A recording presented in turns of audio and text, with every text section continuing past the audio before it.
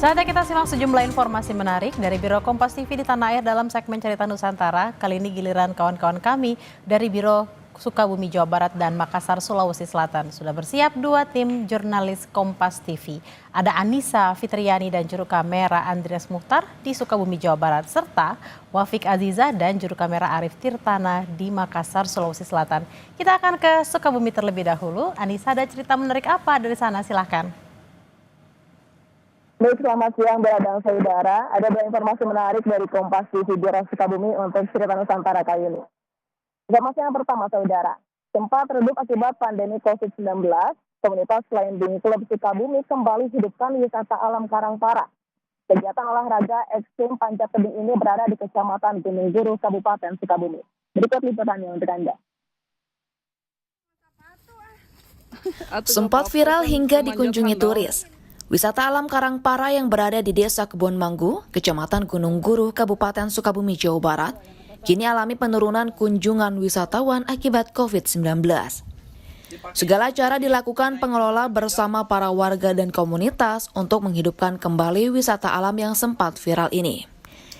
Salah satunya seperti yang dilakukan komunitas Climbing Club yang bekerja sama dengan pemerintah desa setempat mencoba menarik minat wisatawan melalui olahraga ekstrim panjat tebing. Dengan dipandu oleh instruktur panjat tebing profesional, kegiatan climbing pun cukup menarik minat wisatawan untuk mencoba olahraga yang menguji adrenalin ini. Amel, salah satu pengunjung mengatakan, mengetahui informasi panjat tebing melalui teman di media sosial. Ia pun mengaku meski awalnya ragu, namun kegiatan ini menyenangkan dan melatih keberanian. Kenapa milih climbing di sini, Kak? Awalnya sih ada info dari teman-teman ya bahwa ada climbing di Sukabumi. Nah, aku ikut aja, jadi coba-coba dulu gitu. Oke, pas perasaan tadi climbingnya gimana nih, Kak? Wah, pokoknya seru banget sih. Awal-awalnya sih aku kayak, bisa nggak sih aku climbing ini gitu? Karena dilihatnya kayak karang-karang gitu loh. Ternyata seru juga ya gitu.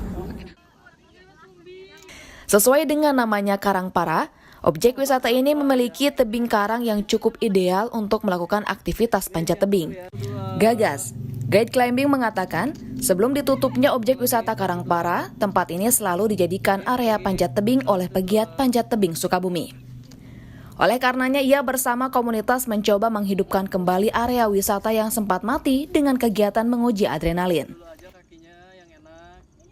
Dikarenakan setelah atau pasca COVID-19, wisata Karangpara ini tertinggal gitu atau kurang peminat. Maka dari itu kami bekerja sama dengan pemerintah desanya setempat dari Desa Kebon Manggu untuk meramaikan kembali pariwisata di desa ataupun di Karangpara ini. Seperti itu. Bagaimana caranya untuk meramaikannya? Kami berinisiatif dari Sukabumi Climbing Club untuk mengadakan wall climbing ataupun rock climbing atau panjat tebing di sini gitu di Karangpara. Untuk melakukan aktivitas panjat tebing, wisatawan akan dikenakan biaya Rp150.000 per orang dan minimal 3 peserta. Dengan terlebih dahulu melakukan pendaftaran melalui media sosial ataupun aplikasi perpesanan. Anissa Fitriani, Andreas Muhtar,